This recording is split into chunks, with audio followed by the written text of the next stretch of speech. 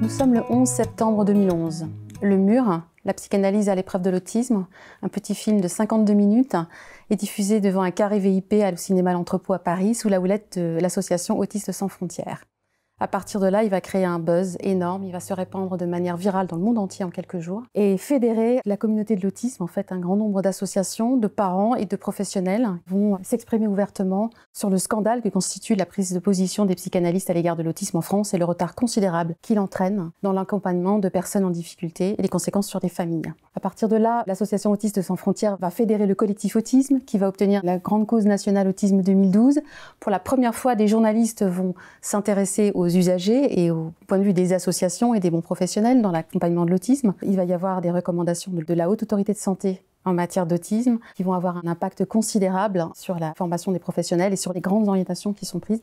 Elles vont aussi permettre de mesurer le retard de la France. Les pros français se sont engagés. Le Mur a été censuré très vite. Il a été réhabilité le 16 janvier 2014 par la Cour d'appel de Douai. Les psychanalystes ont fini par être condamnés à me payer 50 000 € de dommages et intérêts pour réparation du préjudice.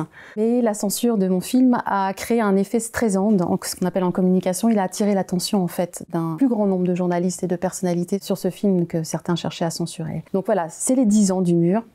Il s'est passé beaucoup de choses depuis. C'est l'heure du bilan. Il y a eu des avancées indéniables. Il y a un énorme verrou qui reste toujours en place. Nous allons formuler des critiques qui ne sont pas partisanes. Ce sont des critiques objectives, formulées par des personnes qui sont de l'intérieur, des usagers, des professionnels qui connaissent parfaitement le milieu.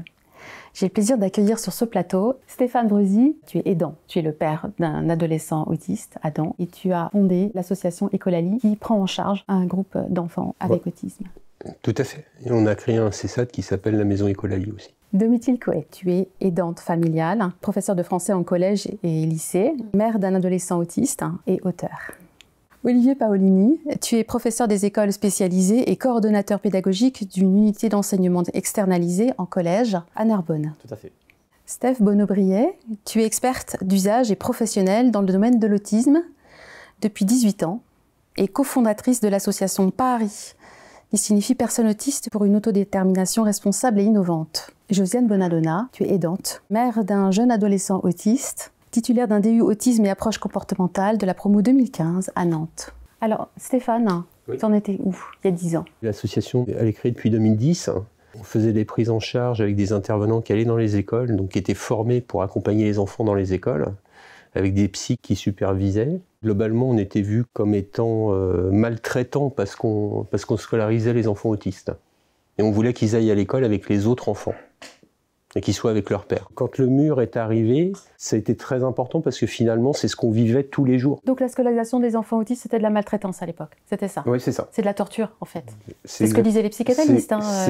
C'est exactement ça. Donc nous, on essayait d'apporter les moyens pour que les enfants puissent aller à l'école dans de bonnes conditions. Et globalement, c'était ce qu'on nous renvoyait à chaque fois.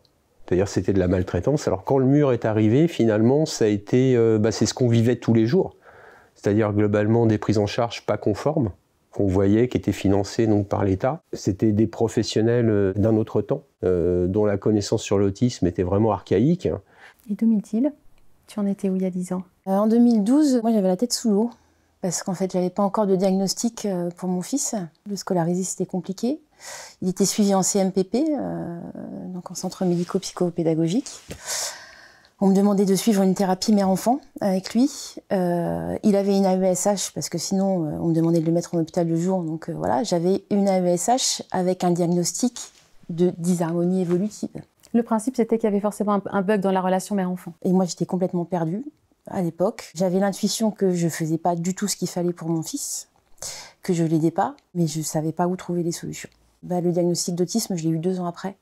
Et à partir de là, où j'ai commencé à prendre connaissance effectivement du scandale de la prise en charge. Et ce qu'on m'imposait, c'était pas normal et ça l'aidait pas. Je suis entrée dans une démarche plus militante avec le diagnostic d'autisme. Ouais. On t'a fait jouer au xylophone avec ton fils? Oui. Alors, en CMPP, il avait quand même une prise en charge en orthophonie, en psychomotricité, mais très vite, on m'a dit il faut une thérapie mère-enfant. Et c'était 2 heures par semaine.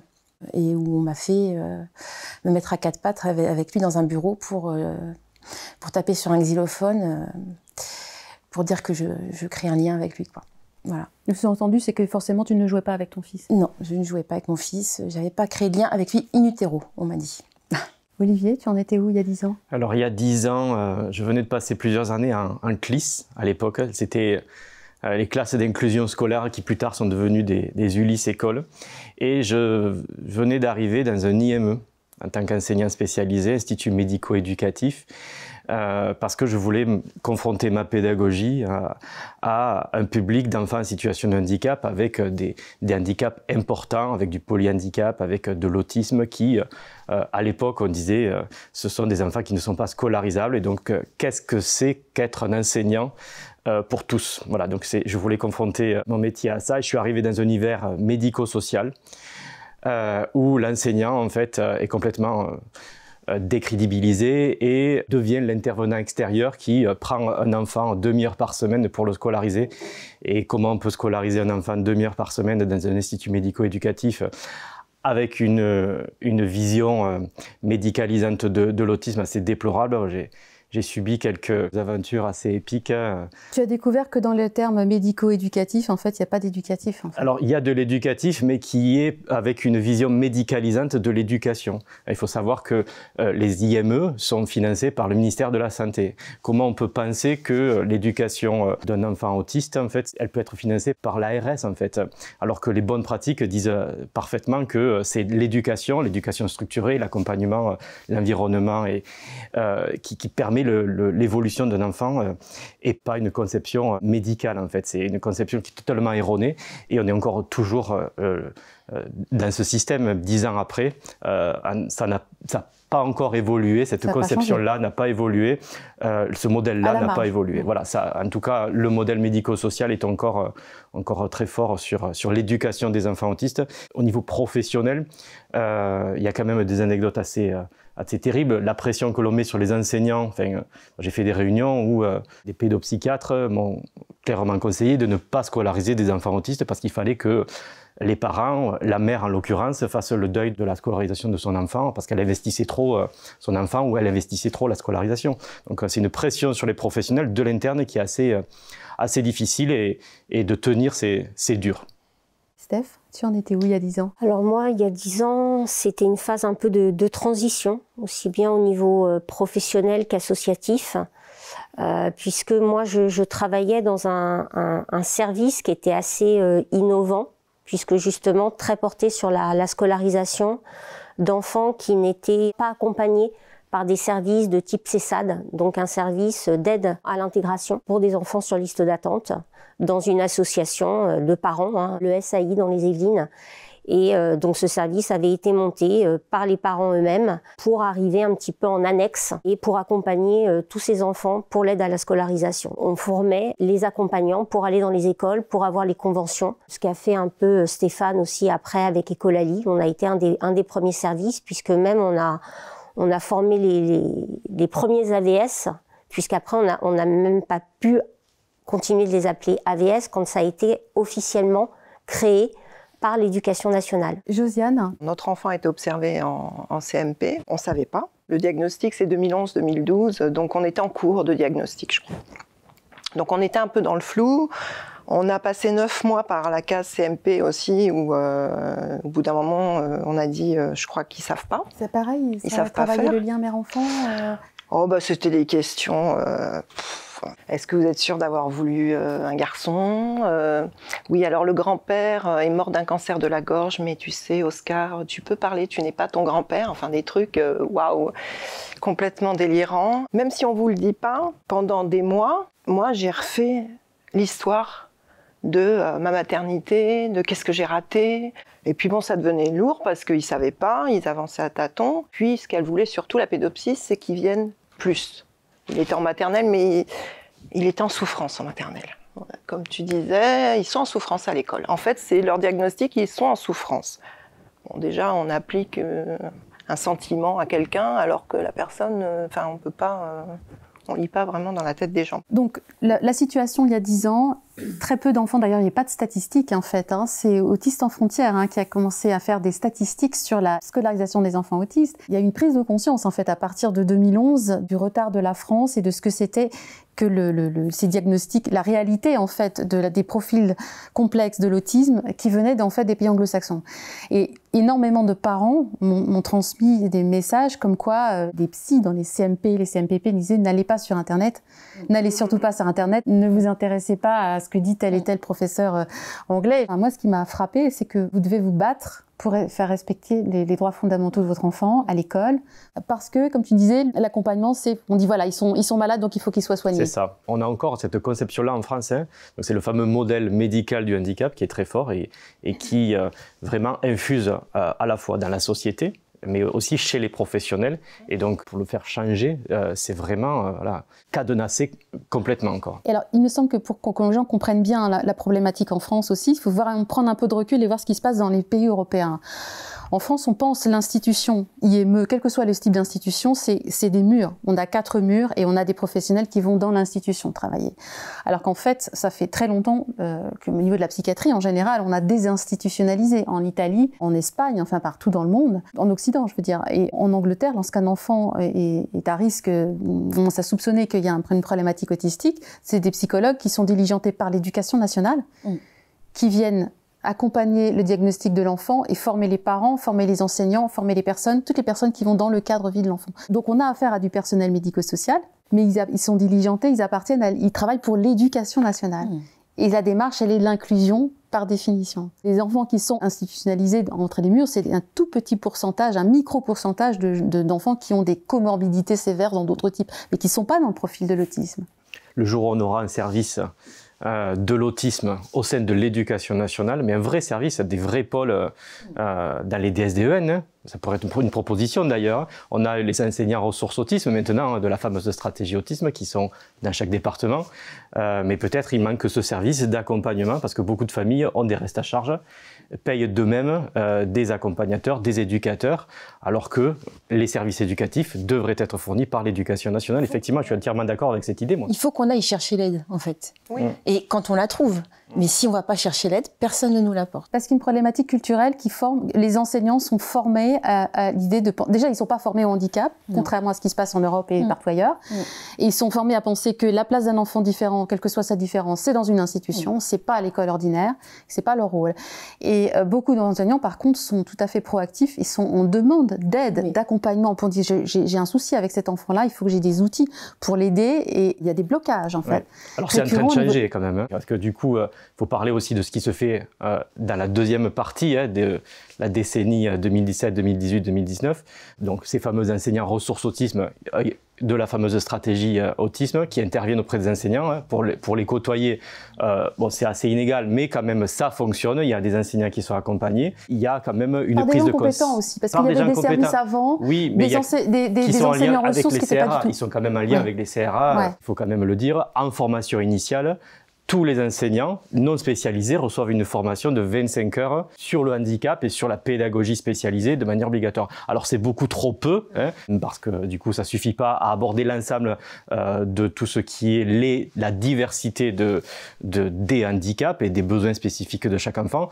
Moi ça fait des années que je travaille dans le domaine, j'apprends encore tous les jours en fait les spécificités, il n'y a pas de vérité. Tu parles de la formation, excuse-moi, tu parles de la formation initiale. Oui, tout à fait. Mais en formation continue, il n'y a aucune obligation. Il n'y a rien d'obligatoire. Alors il y a eu... En formation continue, quand même, il faut dire qu'il y a un gros catalogue. Enfin, l'éducation nationale, depuis quelques années, quand même, a travaillé ces formations et les enseignants qui veulent se former, ont quand même un certain nombre d'outils. Alors, en ligne, il y a CAP École Inclusive qui a été mis en ligne par le ministère. Il y a toutes les ressources qui sont à disposition. Il y a ce catalogue de formation, mais ça reste facultatif. En fait, il n'y a pas d'obligation en formation continue d'être formé à l'autisme. Et il y a beaucoup de bonne volonté. Et il y a aussi un manque de formation qui, des fois, sur le terrain, entrave les droits. C'est la clé de tout. C'est un peu problématique. C'est comme si on avait une nouvelle loi, mais on ne l'accompagne pas. Oui, c'est ça. C'est ça le truc. Pas Parce assez, que quand on parle de la formation des enseignants, moi j'ai fait une ESS, une équipe de suivi éducatif, de suivi de scolarisation vendredi. Et l'enseignante référente, la 3e en 4 ans de collège, Ulysse, m'a parlé de soins en CMP à la fin de l'équipe. Domitille, tu es enseignante, Oui. Tu es des deux côtés de la barrière. Ouais. C'est la problématique, c'est que l'école est un combat, même quand on a un enfant qui a un bon niveau, qui avance, qui progresse. Finalement, il n'y a pas d'acceptation en fait de la différence. Les enfants n'ont pas le droit d'être différents. Il faut qu'ils restent dans les clous des enfants ordinaires. Et on est toujours soumis au bon vouloir d'une personne. Ça reste la loterie, ça quand tient même. un fil en fait. Ouais. La scolarisation des enfants Ouais. tient un fil. On est toujours sur une ligne de crête. Et chaque année, c'est la loterie. C'est se dire, pourvu qu'on tombe sur la personne qui aura envie de s'impliquer, qui aura cette ouverture et qui va remettre un peu en question ses préconçus sur ce que doit être un enfant qui est un bon ou un mauvais élève, et puis cocher les cases, quoi. Moi, j'ai beau jeu de dire ça, hein, parce que tous les enseignants sont généralement d'anciens bons élèves, c'est-à-dire qui ont appris d'une façon normée, et qui ont tendance à enseigner de cette façon normée. Et moi, avec mon fils, j'ai appris à déconstruire tout ça. Mais c'est lui qui m'a appris ça. Et faire comprendre ça à des gens qui vivent pas le handicap, c'est parfois très compliqué. Parce qu'un enfant doit, à tel âge, avoir acquis telle chose. S'il n'a pas telle moyenne, il n'est pas à sa place à l'école. Enfin voilà, on reste encore dans cette conception-là de l'enseignement. Donc Et pourtant, c'est tout ça les qui- fondamentaux de la psychologie fondés sur les preuves, la psychologie scientifique, c'est les sciences de l'éducation. Ouais. On est quand même dans un paradoxe énorme. C'est les sciences de l'apprentissage. Et tous les outils qui sont mis en place pour accueillir les enfants autistes, en fait, ils servent à tous les enfants. C'est ça.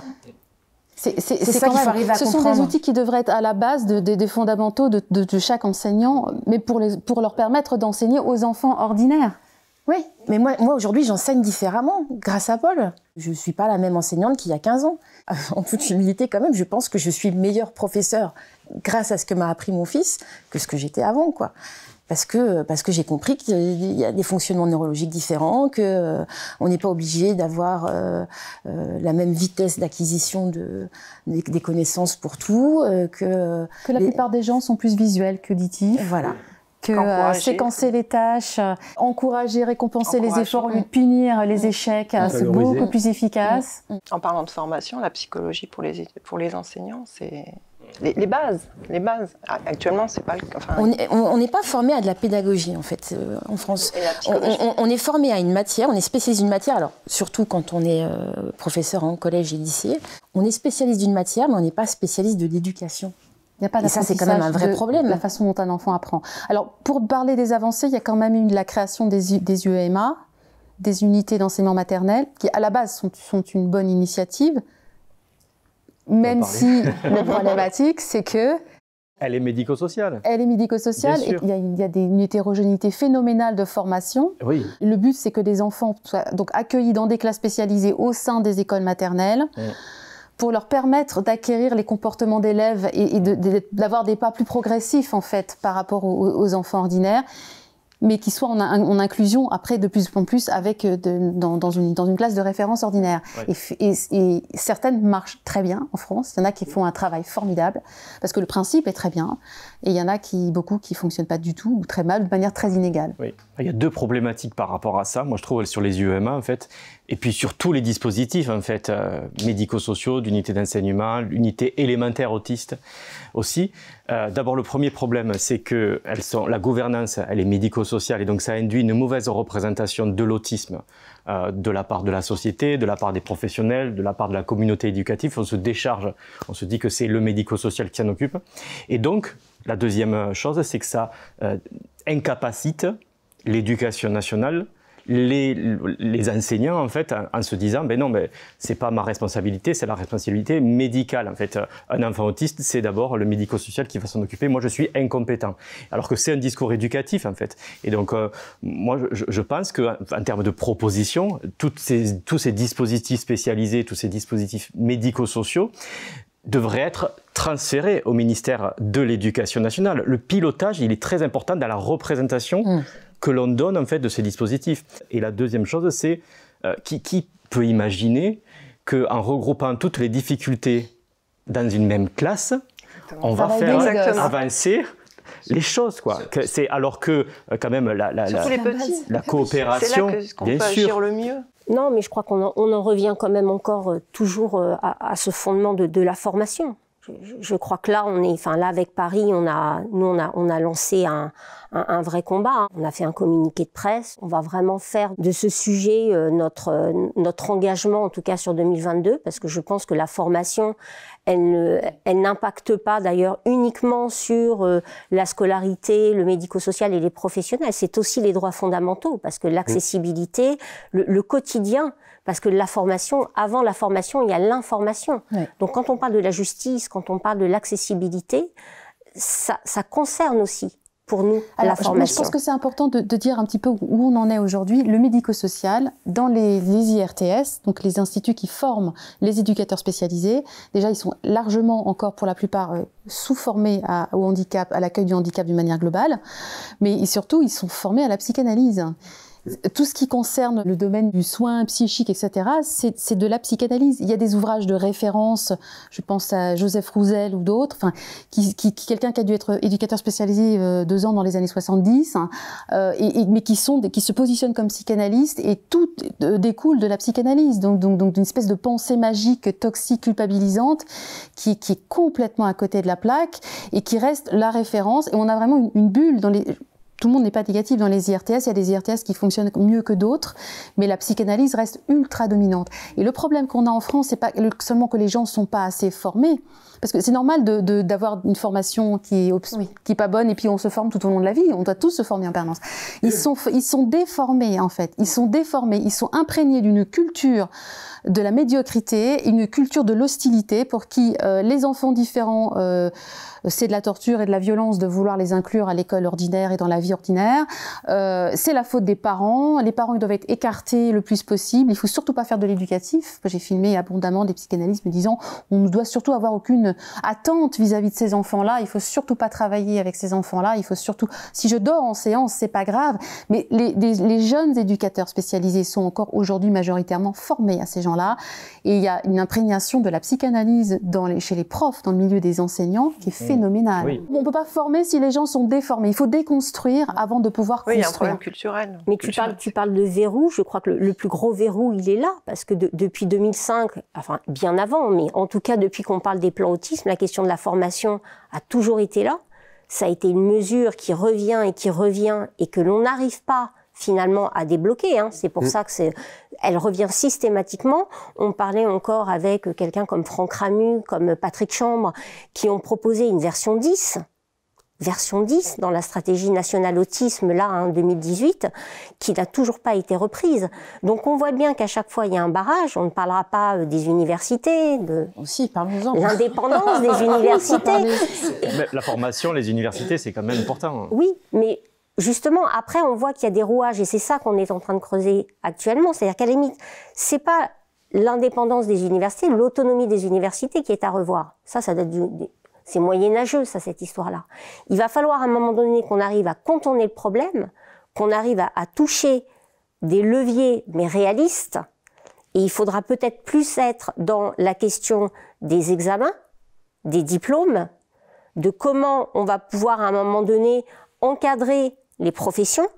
Oui, il y a des choses qui sont... Voilà. On a tout un arsenal de lois qui sont là de toute façon, on n'a pas besoin de les empiler. Il y a des blocages. Là, on attend un rendez-vous quand même avec le MESRI.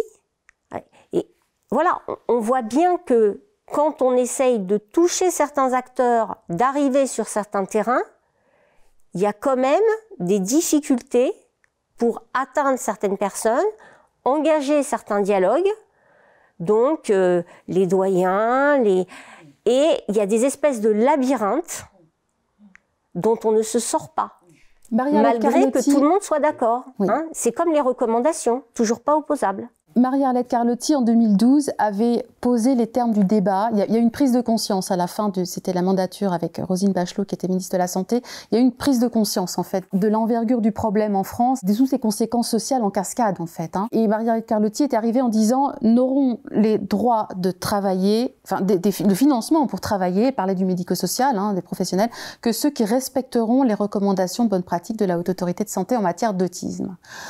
Là-dessus, elle s'est confrontée à beaucoup de choses, mais elle a eu le courage de le faire, elle mérite de le faire. Je pense qu'il faut lui rendre cet hommage, en fait. Elle a posé les enjeux du débat de manière très claire, et nous sommes nombreux à avoir passé beaucoup de temps à parler avec des ministres, des députés, des hauts fonctionnaires pour leur expliquer l'étendue du problème. Il y a eu une prise de conscience qui a été faite, et depuis, les choses n'évoluent pas ou très peu. Mais il faut quand même reconnaître que voilà, on est à la fin de la première mandature, d'Emmanuel Macron. Les recommandations de bonne pratique qui malheureusement ne sont pas opposables ont été posées pas encore. Par Sophie Cluzel et par Claire Compagnon comme incontournables, en disant voilà, aux professionnels, c'est la base, vous n'avez pas à la remettre en question. Bon, il y a quand même une évolution qui a été faite.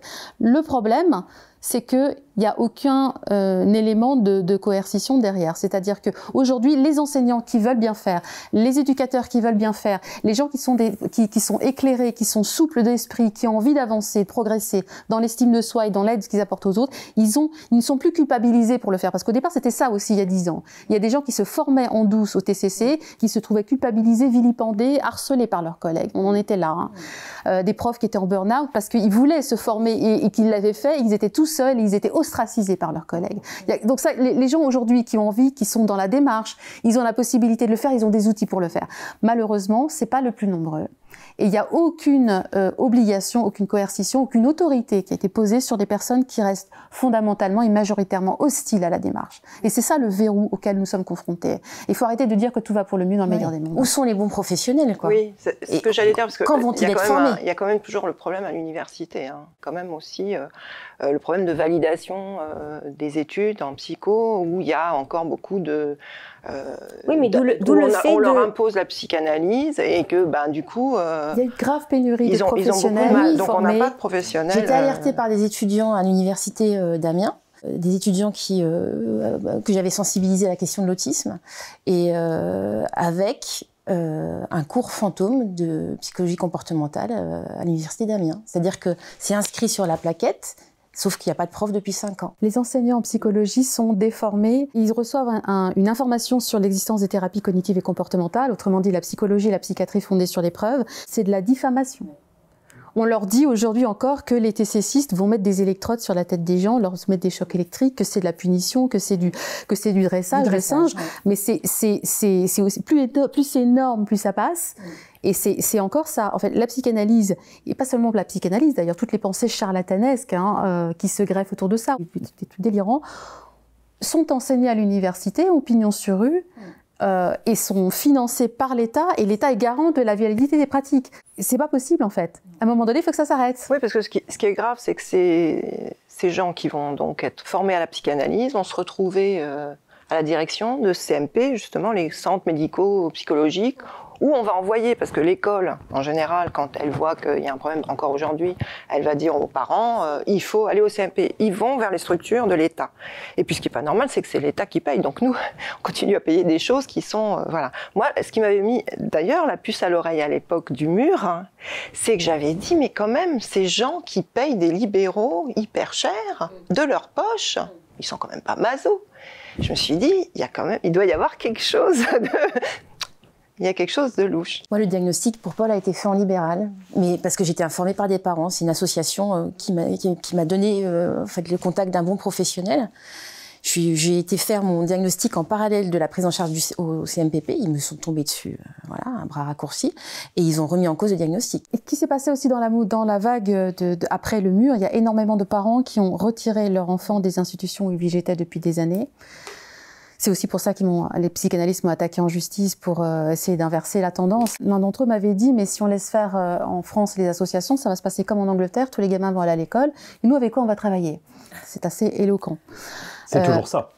C'est le même souci pour le médico-social qui a peur de perdre sa clientèle. Oui, il y a toujours cette crainte-là, en tout cas des professionnels, de se dire, si jamais ils vont à l'école, moi, qu'est-ce que je vais faire, quoi. Ce qui s'est passé, c'est que beaucoup de parents retiraient leur enfant des institutions où ils végétaient, où ils se faisaient culpabiliser pour rien pendant des années. Et il y a eu une vague de signalements. Enfin, il y avait déjà toujours eu des signalements. Hein. Dès que les parents contestent le discours psychanalytique sur l'autisme de leur enfant, il y a beaucoup de pression. Dès qu'ils insistent un petit peu trop pour que leur enfant soit scolarisé et accueilli dans des conditions normales, en fait, il y a des signalements. Et l'usage de menaces judiciaires, hein, de séparation, l'instrumentalisation de l'ASE hein, aussi pour faire pression et qu'ils se taisent. Ce qu'on peut observer quand même depuis les 5-10 dernières années, donc il y a eu un gros travail des associations pour dire attention, lorsque vous retirez votre enfant d'une structure où il végète, il faut absolument qu'il y ait une prise en charge en extérieur. Oui. Ce qui ne cesse de m'halluciner en fait, ce scandale intégral, c'est des zones de non-droit où des gens sont poursuivis en justice parce qu'ils sont parents d'un enfant autiste. Et alors, les choses se sont un tout petit peu calmées parce que les psychanalystes se savent sous observation aujourd'hui, parce qu'il y a quand même des dispositifs qui ont été mis en place. On a quasiment une ministre de l'autisme. Ils se savent sous observation, mais ils se sont reportés sur la population des enfants hyperactifs, TDAH. Et il y a une des catégories d'enfants surdoués, d'enfants un petit peu agités en classe parce qu'ils s'embêtent, ils s'ennuient, ils savent vivre depuis 4 ans, et voilà. Et il y a des signalements qui se multiplient en masse sur la population d'autres enfants qui sont différents, avec d'autres types de différences. Et la situation n'a pas évolué. Et là encore, le gouvernement ne fait rien. On a des ministres qui, pourtant, est mère d'un enfant différent. Il y a une cécité, un aveuglement total par rapport à ce que je considère, c'est un scandale sanitaire qui persiste, qui perdure. Il n'y a aucune empathie par rapport à ça. Et on revient toujours à la problématique de la pénurie de professionnels correctement formés au départ. Donc tout démarre à l'université avec la formation des professionnels, à la formation continue et à la possibilité pour les enfants autistes donc d'être inclus en classe qui permettent d'ouvrir toute la porte vers l'inclusion sociale. Après, l'enjeu, c'est le contrôle quand même. Enfin, on parlait des recommandations de bonnes pratiques de la HAS, la Haute Autorité de la Santé, mais si justement les établissements spécialisés étaient contrôlés d'une manière contraignante au filtre des recommandations de bonnes pratiques, ce qui n'est pas le cas. Les organismes d'évaluation qui viennent dans ces établissements-là sont plutôt très bienveillants vis-à-vis des directions, vis-à-vis des professionnels qui ne sont pas évalués. Moi, en tant qu'enseignant, quand je fais classe, mon inspecteur vient dans la classe, observe ce que je fais, j'ai un entretien individuel de carrière. On n'a pas vu ça dans le médico-social. Les éducateurs, les moniteurs éducateurs, etc., tous les professionnels ne sont pas évalués avec leurs gestes professionnels pour savoir, en fait, s'ils utilisent les bonnes pratiques lorsqu'ils sont confrontés à des enfants autistes. Et ça, c'est qu'ils prétendent utiliser sont effectivement utilisées alors que quand même, il y a les financements de l'État, puisque l'ARS en fait donne des sommes colossales. Il faut savoir qu'un établissement médico-social perçoit de l'ARS environ 50 000 € par an par enfant autiste lorsqu'il l'accueille en counette pour une année dans son budget. Qu'est-ce que feraient les parents, je vous le demande, parents, avec 50 000 € pour faire bénéficier de votre enfant d'un accompagnement? Quand on voit ce que sont payés les AESH... Mais Olivier, c'est vraiment là que tu pointes la problématique au niveau de l'État, parce que finalement, la problématique de l'État, c'est de ne rien vérifier depuis le départ, de ne rien mettre en place pour vérifier ce qui se fait partout, dans toutes les entreprises, dans tous les lieux, de vérifier où va l'argent, quantifier tout ça. Là, aucune notion de qualité, aucune vérification de rien. C'est fonction publique. Voilà. C'est juste des recommandations. C'est des recommandations et surtout pas de la problématique, c'est que à l'heure actuelle, le temps passe, les générations donc sont sacrifiées les unes après les autres, parce que vraiment, faut parler de ça. Oui, c'est ça. Parce qu'un gamin qui peut pas accéder, quoi. Nous, on a monté un CESAT dans un endroit extrêmement populaire où les enfants n'ont pas de prise en charge. On récupère des enfants qui n'ont jamais eu de prise en charge. Donc c'est extrêmement lourd et c'est des gamins à qui on a supprimé tout avenir. Parce qu'il n'y a pas de prise en charge dès le plus jeune âge. Avec la famille en victime collatérale, parce qu'un enfant qui n'a pas d'avenir... Avec la famille en victime collatérale, avec tout ça.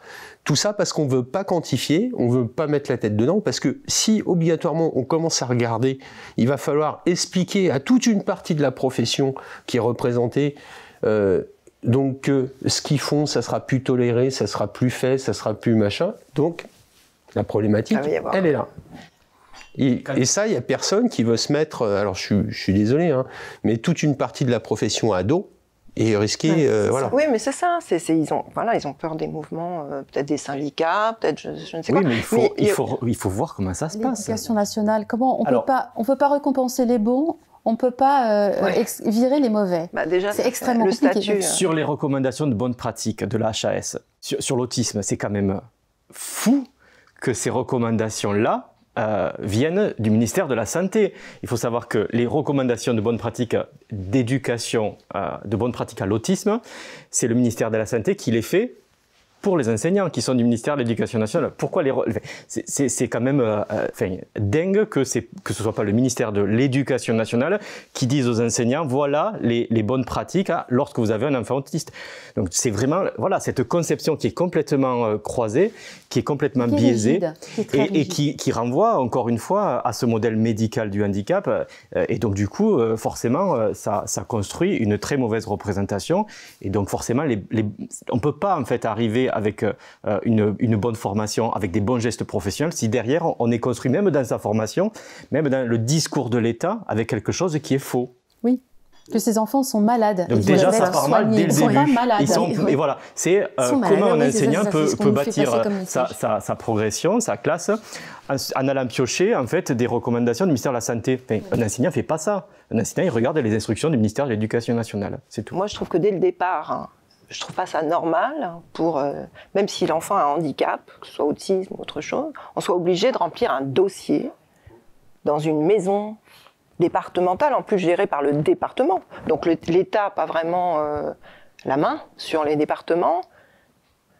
Donc on est obligé de faire un dossier. De se justifier pour obtenir des pouvoir moyens. scolariser. Il y a plein de gens autour de moi qui n'ont pas d'enfants en situation de handicap et qui ont toujours été étonnés de ça.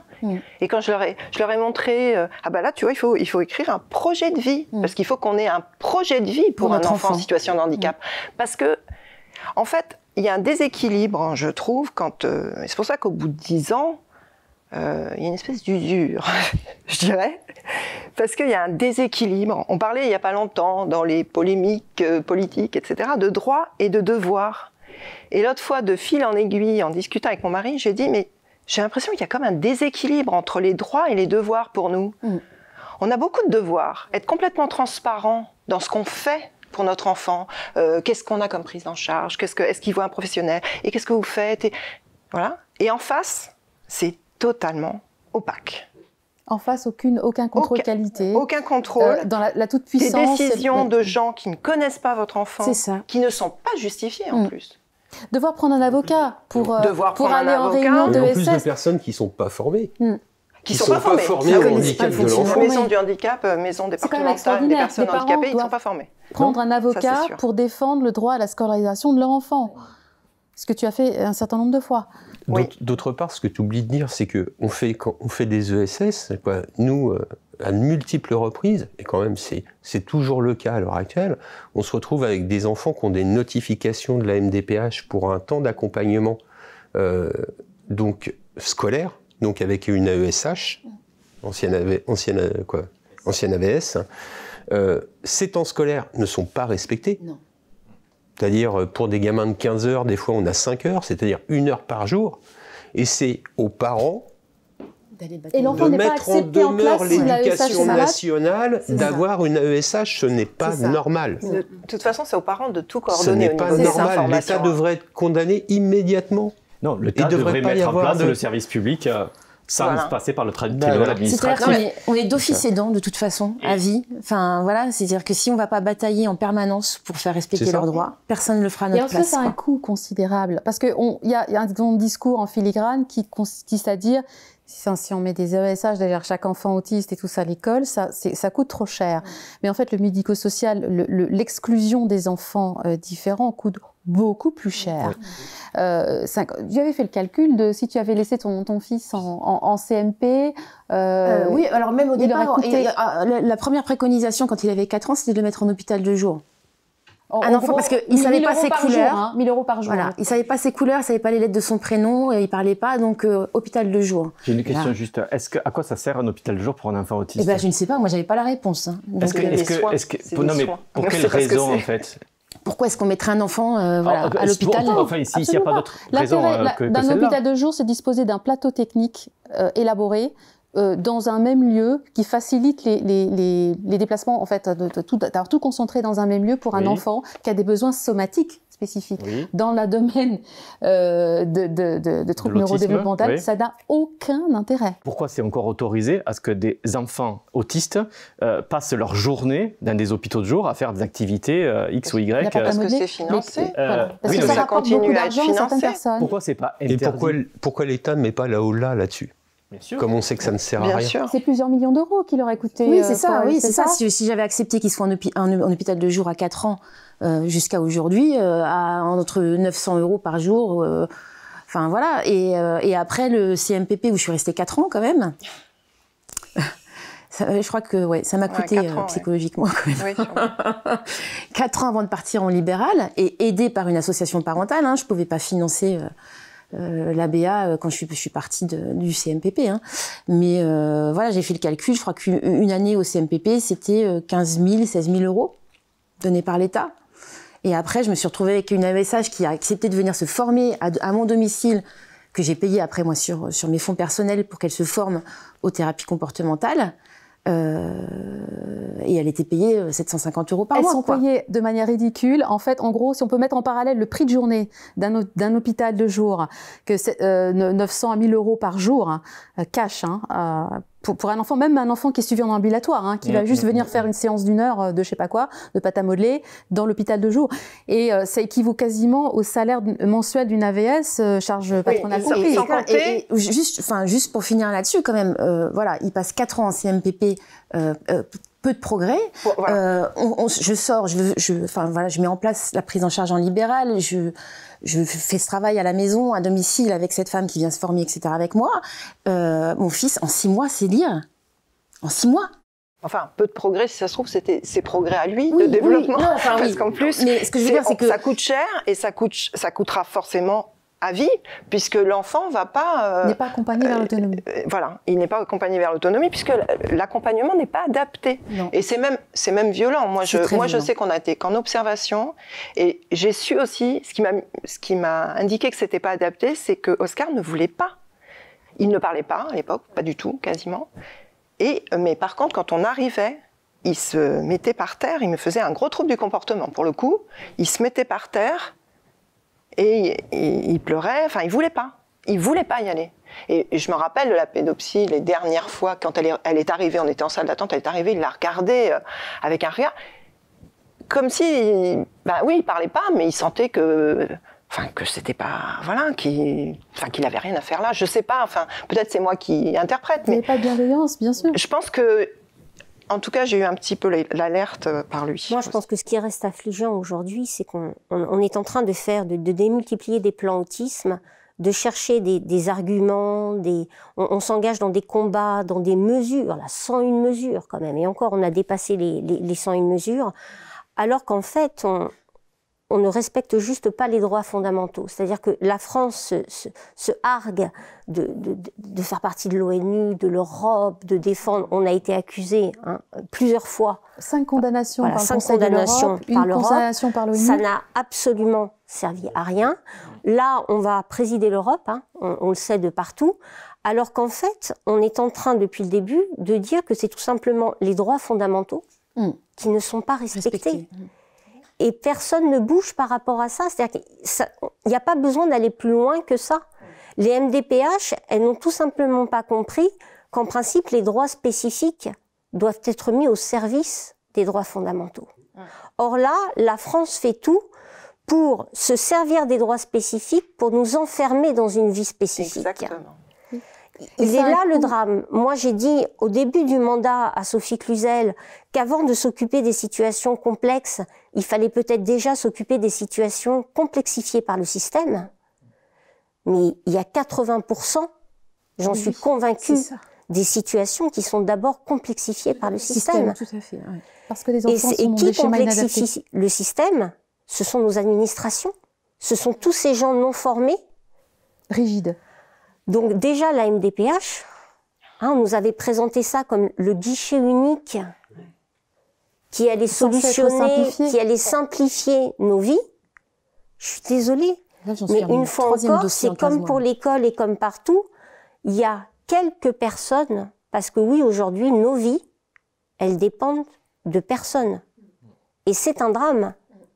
Tout comme les parents se disent, pourvu que l'enseignant de cette année accueille bien mon enfant, les adultes se disent, pourvu que je tombe sur un bon employeur ou pourvu que je tombe sur une bonne référente MDPH. Emmanuel Macron, au début de la mandature, avait parlé de cette problématique, et qui au-delà de l'autisme, hein, des blocages. On est quand même dans une société, dans une culture extrêmement bloquée, même si on a cette problématique que des tas de gens sont déformés hein, aussi par la psychanalyse. Ça va au-delà.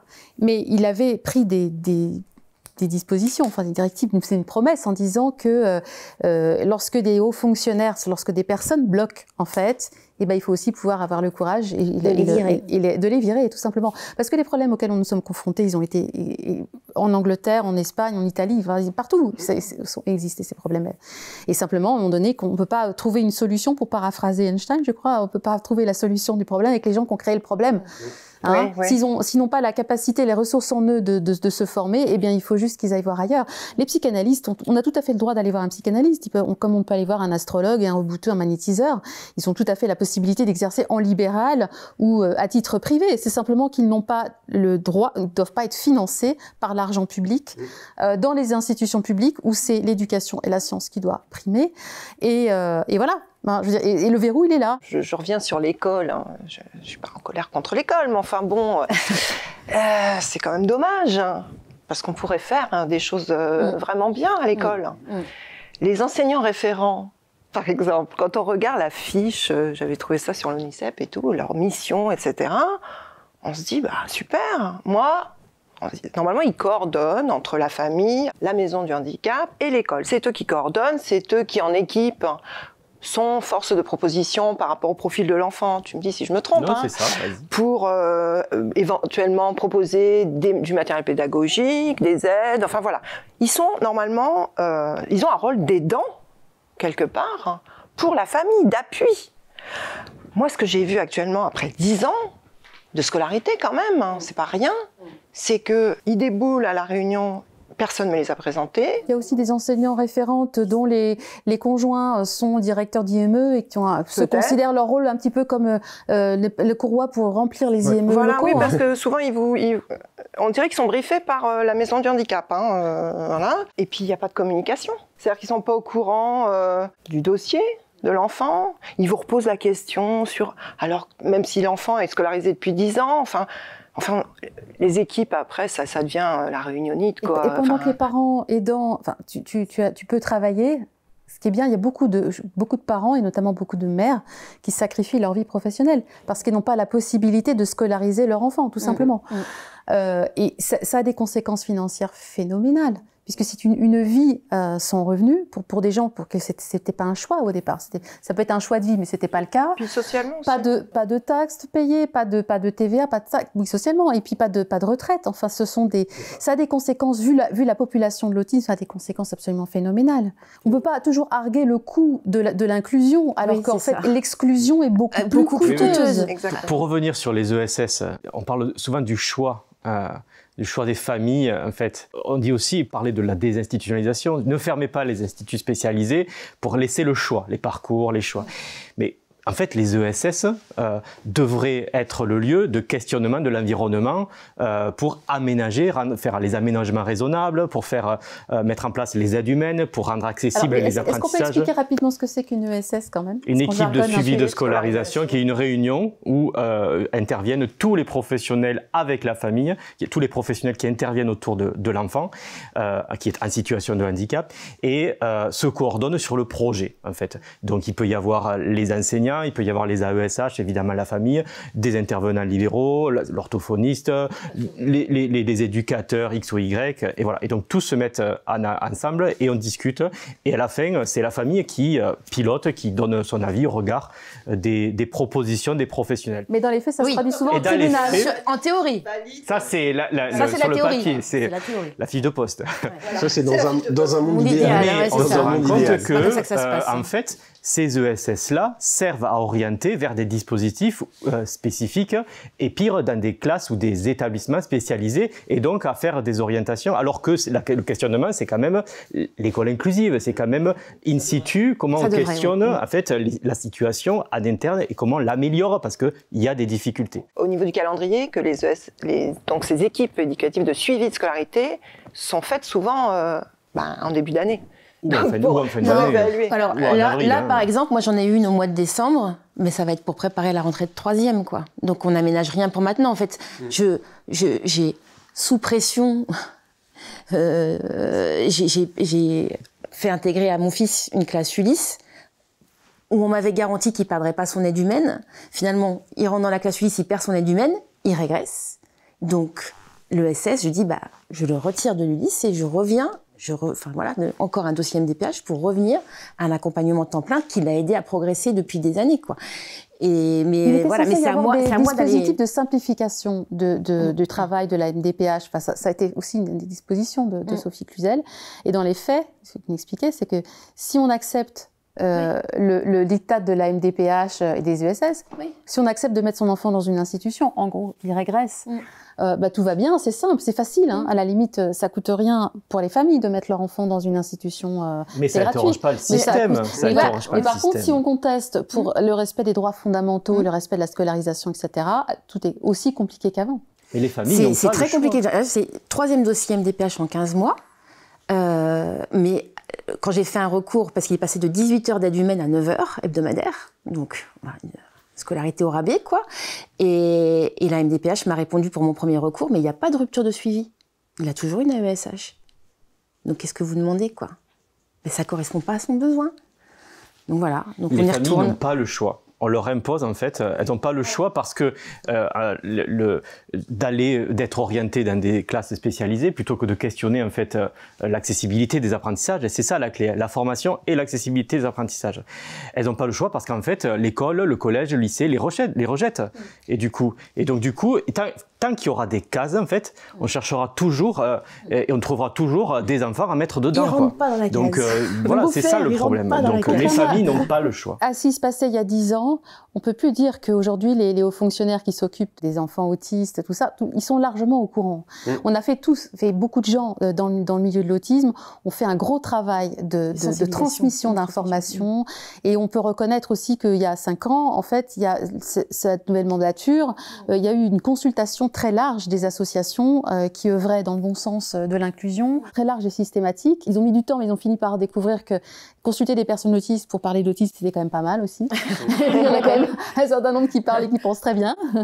Ça a mis du temps, mais voilà, ça s'est fait. Donc ça, c'est elles sont parfaitement au courant de ce qui se passe. Elles ont une connaissance extrêmement fine du milieu. Donc on ne peut pas dire que... Parce qu'on s'est dit ça aussi pendant longtemps, ils ne savent pas. Ils ne savent pas, il y avait des choses qui étaient... Enfin, ils ne savent pas tout, il y a des pistes, mais...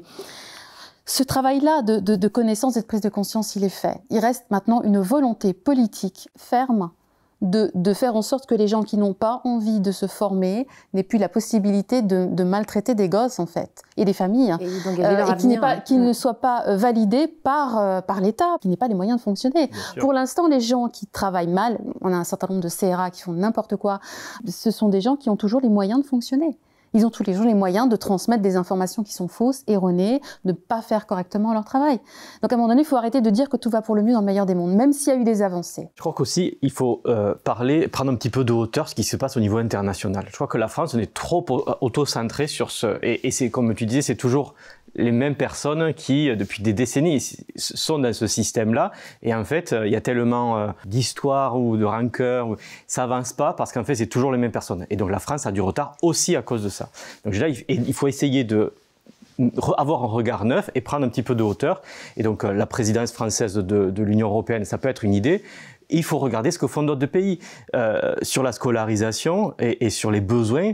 Pourquoi une famille qui veut inscrire son enfant autiste dans une école, le guichet unique, c'est pas l'inscription à l'école en fait. C'est moi j'ai besoin en fait d'un accompagnant, ben, l'école le fournit, la direction quand elle prend l'inscription, vous avez besoin de combien d'heures, ne vous inquiétez pas, c'est l'école qui va gérer au niveau administratif les coulisses de votre situation administrative. C'est pas à vous à faire le dossier, on va le gérer. Il y a des pays où ça se passe comme ça. La porte d'entrée c'est l'école et alors sur les accompagnements et sur l'accessibilité des apprentissages. Moi je suis très à fond sur l'Italie, les pratiques pédagogiques et didactiques inclusive en fait italienne ont 40 ans d'avance sur la France et on ferait bien de s'inspirer voilà des manuels scolaires italiens, de la pédagogie qui est faite là-bas. Moi j'ai fait un tour d'Europe sur les pratiques de scolarisation, donc je suis allé en Italie, en Roumanie, en Grèce et j'ai pu observer ce qui se faisait et effectivement l'Italie et donc en termes de propositions par exemple l'Italie a 2 enseignants dans chaque classe. Le deuxième enseignant est un enseignant de soutien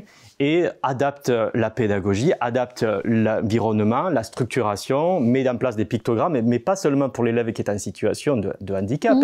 En fait, il le fait parce qu'en fait, il est affecté parce qu'il y a un élève qui est fléché, estampillé en situation de handicap, mais d'autres qui n'ont pas de diagnostic, qui ont des particularités particulières, les élèves 10 ou qui ont des fonctionnements visuels, auditifs, etc., bénéficient de cette mise en accessibilité du groupe et donc on n'est plus sur la compensation de cet enfant-là mais on est sur une gestion globale du groupe et une inclusion qui sert en fait à l'ensemble. Donc moi je pense que ordinaires qui s'en sortent bien sûr, je pense que si on devait avoir une proposition pour la suite en fait politique, affecter un deuxième enseignant dans chaque classe pour les enfants alors lorsqu'il y a un enfant en situation de handicap, moi je calquais sur le mode italien. Alors oui, effectivement, les effectifs, mais cette réflexion pédagogique, plus évidemment la formation, mais ça se fait en même temps, je pense que c'est une proposition qui est tout à fait pertinente dans l'esprit de ce qui est fait sur, par exemple, le dédoublement des CP-CE1, qui est une bonne mesure, qui a permis de réduire les effectifs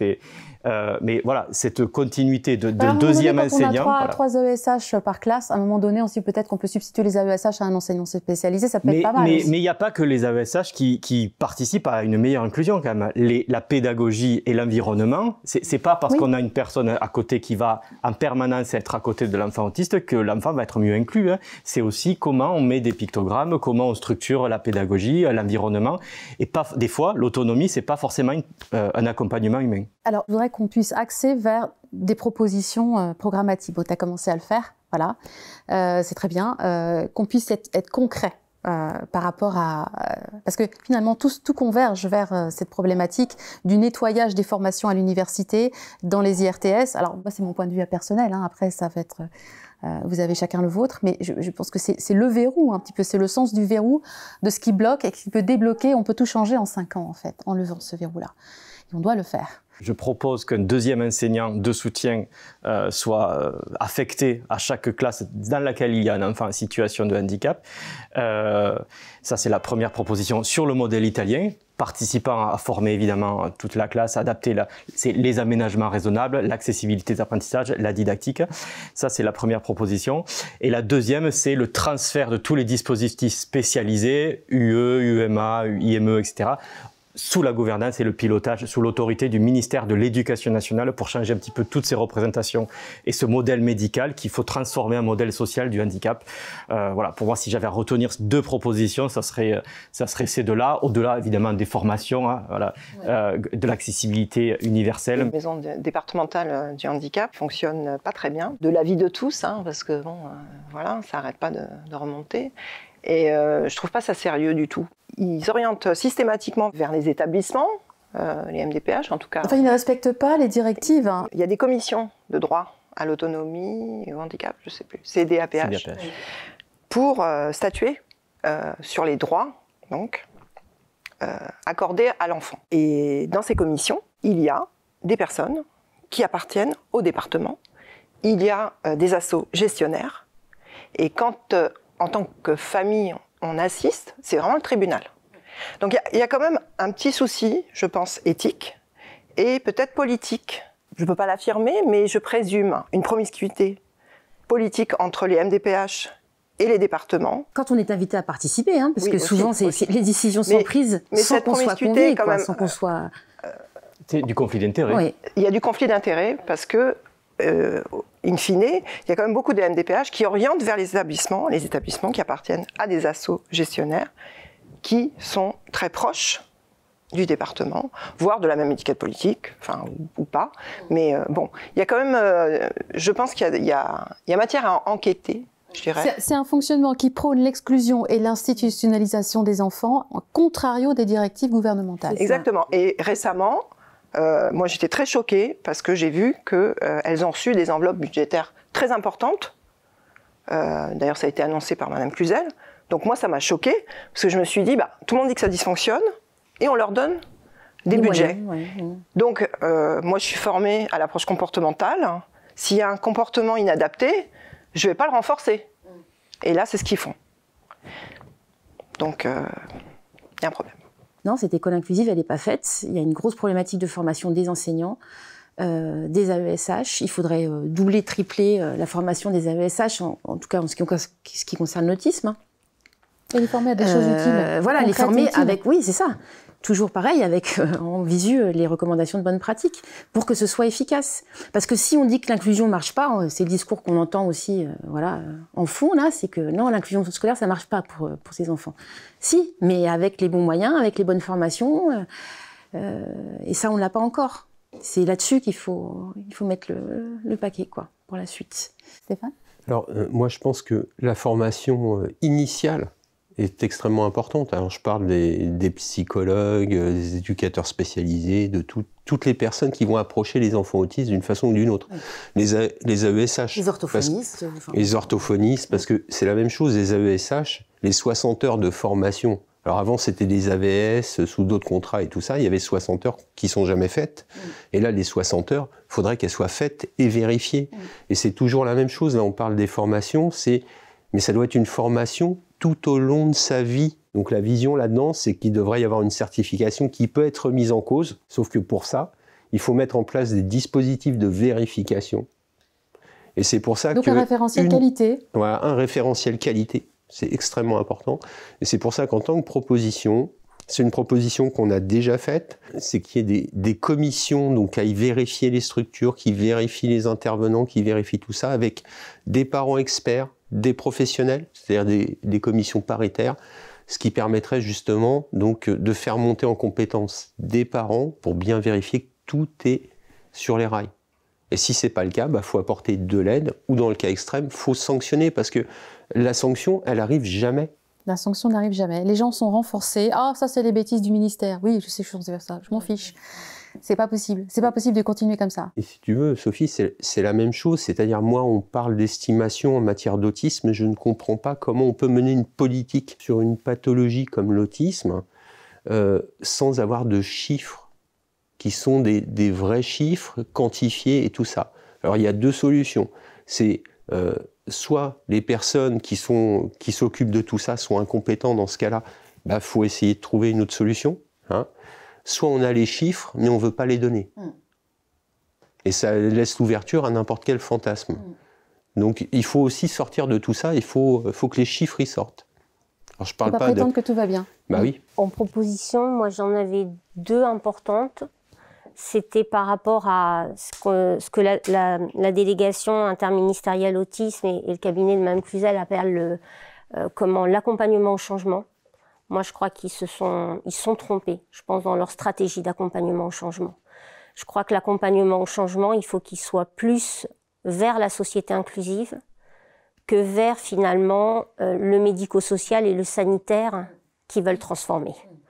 Et là, il y a des moyens, il y a de l'argent qu'on pourrait mettre, finalement, pour doter en vrais moyens cette société inclusive pour accueillir. Or, ils sont en train de donner de l'argent et ils sont en train d'essayer de transformer plus finalement le médico-social et le sanitaire que la société inclusive.